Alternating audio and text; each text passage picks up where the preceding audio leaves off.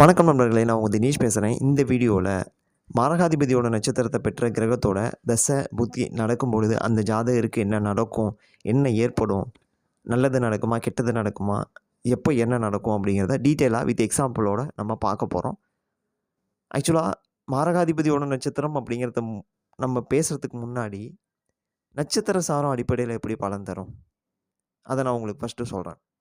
ஒரு கிரகம் தான் அமர்ந்த வீட்டோட ஸ்தான பலத்தை முதல்லையும், தன்னோட கிரகத்தோட சேர்ந்த செயற்கை பலத்தோட இரண்டாவதாகவும், தன்னை பார்க்கக்கூடிய கிரகத்தோட பார்வை பலத்தை மூன்றாவதாகவும் செயல்படுத்தி விட்ட பிறகு தான் நட்சத்திர சாரத்தோட பலனை வேலை செய்ய ஆரம்பிக்கும்.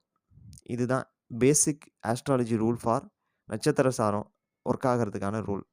ஸோ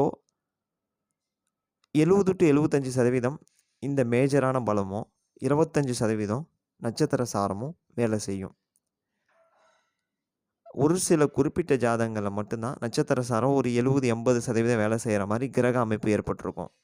அந்த இடத்துல நட்சத்திர ஸ்தானாதிபதியும் கூட சேர்ந்திருப்பார். சரிங்களா? ஸோ அதை விட்டுருங்க. நட்சத்திர சாரம் வேலை செய்கிறதுக்கான அடிப்படை ரூல் இதுதான். இப்போது மாரகாதிபதியோட நட்சத்திரம் பெற்றுட்டா அந்த ஜாதகர் கஷ்டப்படுவார், துன்பப்படுவார், அவருக்கு மாரகத்துக்கு சமமான கண்டம் வரும் அப்படின்லாம் ஒரு மித்து இருக்குது. ஆனால் அது ஸ்டெப் பை ஸ்டெப்பாக ஒரே எக்ஸாம்பிளில் 5 விதமாக நான் இப்போ உங்களுக்கு எக்ஸ்பிளைன் பண்ண போகிறேன். ஃபஸ்ட்டு இப்போ ஒரு எக்ஸாம்பிள் வருது பாருங்கள். லக்னம் தனுசு லக்னம். லக்னத்துக்கு 9ஆம் வீட்டில் சூரியன் சுக்கிரன் காம்பினேஷன். இதில் சூரியன் லக்னத்தோட 9ஆம் அதிபதி 9ஆம் வீட்டில் ஆட்சி பெற்றிருக்கார். கூட மாரகாதிபதியாக வரக்கூடிய சுக்கிரன் சேர்ந்திருக்கார். 2 பேருமே சுக்கிரனோட நட்சத்திரம். சுக்கிரனும் தன்னோட சொந்த நட்சத்திரம் தான், சூரியனும் சுக்கிரனோட நட்சத்திரம் தான். ஸோ இந்த அமைப்பில் இருக்கும் பொழுது, மாரகாதிபதியோட தொடர்பில் இருக்கக்கூடிய சூரிய தசை வரும் பொழுது அந்த ஜாதகர் கண்டிப்பாக கண்ணீர் விட்டு அழக்கூடிய நிலைமைக்கு பிரச்சனைகள் இருக்கும். மாரகத்துக்கு சமமான கண்டமும் அந்த ஜாதகருக்கு ஏற்படும். லக்னாதிபதி வலுப்பெற்றிருக்கக்கூடிய பட்சத்தில் மெடிக்கல் செலவு மட்டும் பண்ணுவார். லக்னாதிபதி பலவீனமாக இருக்கும் பொழுது அதிகப்படியான துன்பப்படுவார். ஸோ மாரகாதிபதி எந்த அளவுக்கு கடினத்தை தருவாரோ அந்த அளவுக்கு கடினத்தை அனுபவிப்பார்.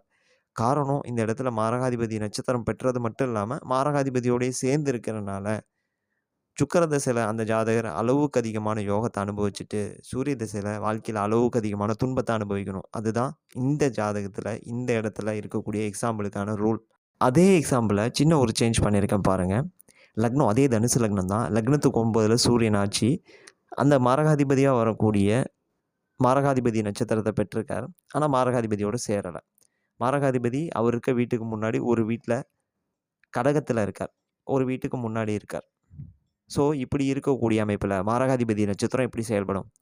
இதுக்கு முன்னாடி நான் சொன்ன அமைப்பில் 90% கஷ்டம் அந்த ஜாதகருக்கு இருக்கும். இப்போ நான் காட்டக்கூடிய இடத்துல 50% கஷ்டம் அந்த ஜாதகருக்கு இருக்கும். அதாவது 9ஆம் அதிபதி 9ல் வலுப்பெற்றிருக்கார். ஸோ அவர் 9க்கு உண்டான வேலையை செய்யணும். அவர் செஞ்சதுக்கு அப்புறம் தான் மாரகாதிபதி நட்சத்திரம் அப்படிங்கிற அமைப்பு வேலை செய்ய ஆரம்பிக்கும். இன்னொன்று, இந்த இடத்துல மாரகாதிபதி 6ஆம் அதிபதியாக வந்து 8ல் போய் மறைஞ்சு விபரீத ராஜயோகம்னு எடுக்கிறதா, இல்லை சுக்கிரன் மாரகாதிபதி 2ஆம் வீட்டை பார்க்குறாரு, ஸோ குடும்பம் சார்ந்த பிரச்சனைகளை தருவார்னு எடுக்கிறதான்னு ஒரு கன்ஃபியூஷன் வரும். கன்ஃபியூஷனே உங்களுக்கு வேணாம். சுக்கிரன் இந்த இடத்துல 8ல் போய் முழு மறைவாக இருக்கார். அப்படி முழு மறைவாக இருக்கிறனால தான் அந்த மாரகாதிபதி நட்சத்திரத்தில் இருக்கக்கூடிய சூரியன் 50% நன்மைகளையும் 50% சுமாரான பலனையும் தருவார். அடுத்தது இதே எக்ஸாம்பிளில் இன்னொரு சேஞ்ச் பண்ணியிருக்கேன் பாருங்கள். அதே தனுசு லக்னம் தான். 9ல் சூரியன் ஆட்சி. கூட 7, 10ஆம் அதிபதியாக வரக்கூடிய புதன் சேர்ந்திருக்கார். புத ஆதித்ய யோகம் இந்த இடத்துல இருக்க மாதிரி நான் போட்டிருக்கேன். 2 பேருமே பார்த்தீங்கன்னா 10 டிகிரிக்குள்ளே அணிஞ்சிருக்காங்க. 2 பேருமே வந்து பார்த்தீங்கன்னா மாரகாதிபதியாக வரக்கூடிய இந்த லக்னத்துக்கு 6, 11ஆம் அதிபதியாக வரக்கூடிய சுக்கிரனோட நட்சத்திரம். ஸோ இந்த இடத்துல மாரகாதிபதி நட்சத்திரம் எப்படி வேலை செய்யும்? இந்த இடத்துல சூரியன் ஆட்சி பலம் பெற்றிருக்கார். புதனோடு சேர்ந்து புத ஆதித்ய யோகத்தில் இருக்கார். இப்படி இருக்கக்கூடிய சூரியன் கண்டிப்பாக மாரகாதிபதி தர வேண்டிய பலனை வெறும் 20% மட்டும்தான் தருவார், அல்லது 15% மட்டும்தான் தருவார். அதுவும் தசாபுத்தியோட எண்டில் தான் தருவார். ஃபஸ்ட்டு எல்லாமே பீக்கில் இருக்கும். அந்த தசை முடியும் பொழுது மட்டும்தான் சில பிரச்சனைகளை அந்த ஜாதகருக்கு தருவார். காரணம் என்ன அப்படின்னு கேட்டிங்கன்னா, இந்த சூரிய திசையில் முதல்ல நடக்கக்கூடிய எல்லா புத்திகளுமே யோகாதிபதி புத்திகளாக இருக்கும். லக்னத்துக்கு லக்னாதிபதிக்கு நட்பான புத்திகளாக இருக்கும். சூரிய புத்தி, சந்திர புத்தி, செவ்வாய் புத்தி, இந்த மாதிரி நல்ல புத்திகளாக இருக்கும். அந்த முடிகிற ஸ்டேஜில் பார்த்தீங்க அப்படின்னா இந்த லக்னத்துக்கு ஆகாத சுக்கிர புத்தின்னு ஒன்று வரும். அந்த டைம் பீரியடில் மட்டும்தான் அந்த ஜாதகருக்கு சுக்கிரனோட நட்சத்திரம் வேலை செய்ய ஆரம்பிக்கும். சரிங்களா? இதுதான் இதில் இருக்கக்கூடிய லாஜிக். ஸோ சேர்க்கை பலம் வந்து சொந்த ஸ்தான பலம் வந்து அந்த கிரகம் இருக்கும் பொழுது அந்த இடத்துல நட்சத்திரம் அப்படிங்கிறது 20% வேலை செய்யும் நம்ம வச்சுக்கலாம். சரிங்களா? இப்போது இந்த நட்சத்திர சாரம் மாரகாதிபதி நட்சத்திரம்னு சொல்லி வேலையே செய்யாமல் சில ஜாதகங்கள் இருக்கு. அதை நான் இப்போ உங்களுக்கு காட்ட போகிறேன்.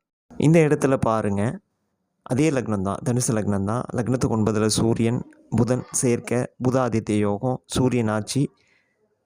ஒரே ஒரு சின்ன சேஞ்ச் தான். லக்னத்தில் லக்னாதிபதியாக வரக்கூடிய குரு ஆட்சி பெற்று அந்த காம்பினேஷனை 9ஆம் பார்வையாக பார்க்குறார். ஸோ இப்படி பார்க்கக்கூடியதுனால அந்த இடத்துல ஸ்தான பலமும் இருக்குது, பார்வை பலமும் இருக்குது, சேர்க்கை பலமும் இருக்குது. ஸோ இதை தாண்டி தான் நட்சத்திர சார பலம் வேலை செய்யணும். ஆனால் இந்த இடத்துல அந்த நட்சத்திர சாரமும் பெருசாக பாதிக்கவே பாதிக்காது. ஒரு 5% அல்லது ஒரு 10% மட்டும்தான் பாதிக்கும். மீறி 90% அந்த ஜாதகர் ராஜயோகத்தை அனுபவிப்பார். அதில் எந்த மாற்றமும் கிடையாது. ரீசன் என்ன அப்படின்னு கேட்டிங்கன்னா, நட்சத்திர சாரத்தை தவிடு பொடியாக்குற மாதிரி, நட்சத்திர சாரம் வேலையே செய்ய முடியாத மாதிரி இந்த இடத்துல யோகங்கள் குமிஞ்சு கிடக்கு. லக்னாதிபதி 4ஆம் அதிபதியாக வரக்கூடிய குரு பார்க்குறது மிகப்பெரிய ராஜயோகம். அந்த காம்பினேஷனில் இருக்கக்கூடிய கிரகம் லக்னத்துக்கு 9ஆம் வீட்டில் 9ஆம் அதிபதியோட தொடர்பில் இருக்கிறது, அது ஒரு ராஜயோகம்.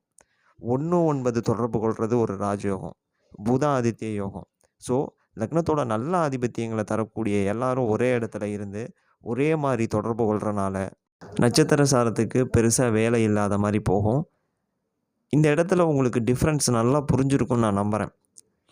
ஒரு ஜாதகத்தில் நட்சத்திர சாரம் தான் 100% அந்த தசை அல்லது புத்தியை வழிநடத்தும் அப்படிங்கிறத என்றைக்குமே நம்பாதீங்க. இருக்கக்கூடிய பொசிஷனை பொறுத்து, இருக்கக்கூடிய இடத்த பொறுத்து, பார்வை பலம், சேர்க்கை பலம், ஸ்தான பலம் இதெல்லாம் தாண்டி தான் நட்சத்திர சாரம் வேலை செய்ய ஆரம்பிக்கும். நட்சத்திர சாரம் அப்படிங்கிறது கிரகம் ட்ராவல் பண்ணுறதுக்கான ஒரு மீடியம் தானே தவிர, நட்சத்திர சாரம் முழுமையாக அந்த கிரகத்தை வழிநடத்தக்கூடிய, கண்ட்ரோல் பண்ணக்கூடிய ஒரு அமைப்பு கிடையவே கிடையாது. இந்த வீடியோவில் உங்களுக்கு நட்சத்திரம் சாரம் சார்ந்து, மாரகாதிபதியின் நட்சத்திரம் சாரம் சார்ந்து நிறைய விஷயங்கள் புரிஞ்சிருக்குன்னு சொல்லி நான் நம்புகிறேன். மீண்டும் அடுத்த வீடியோவில் இதே மாதிரி ஒரு சூப்பரான கண்டென்ட்டோட சந்திப்போம். Thank you so much.